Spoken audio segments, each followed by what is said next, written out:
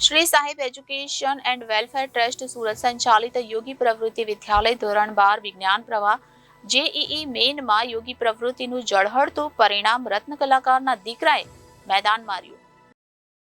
JEE main જાન્યુઆરી 2024 session 1 પરિણામમાં સુરતના કતારગામ ખાતે આવેલ યોગી પ્રવૃત્તિ વિદ્યાલયમાં કુલ 140 વિદ્યાર્થીઓમાંથી 4 વિદ્યાર્થી 99+ परसेंटाइल रैंक, 16 विद्यार्थी 95+ पीआर रैंक, 29 विद्यार्थीओए 90+ पीआर रैंक प्राप्त कर्यो छे, जेमां रत्न कलाकारनुं काम करता पितानो पुत्र गोंडलिया यश परबतभाई सखत मेहनतथी 99.51 पीआर हासिल करी अनोखी सिद्धि प्राप्त करी छे.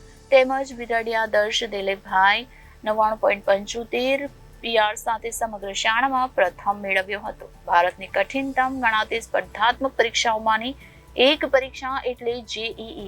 આ પરીક્ષામાં વિદ્યાર્થીની મહેનત દ્વારા શાળાનું નામ રોશન કરવા બદલ તમામ વિદ્યાર્થીઓ, વાલીઓ અને શિક્ષકોએ શાળા પરિવાર વતી ખૂબ ખૂબ અભિનંદન પાઠવ્યા હતા.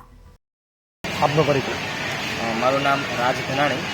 હું યોગી પ્રવૃત્તિ વિદ્યાલયમાં સાયન્સ વિભાગનું સંચાલન કરું છું. જે પ્રકારે રિઝલ્ટ આવ્યું છે, યોગી પ્રવૃત્તિના વિદ્યાર્થીઓ કેવી રીતના રિઝલ્ટ લાવ્યા?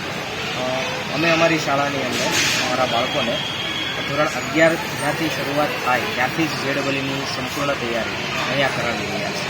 ડીપીપીના માધ્યમથી પેપર પ્રેક્ટિસ તેમજ best study material, best faculty દ્વારા બાળકોને જેડબલની સંપૂર્ણ તૈયારી ધોરણ 11થી કરાવીએ છીએ.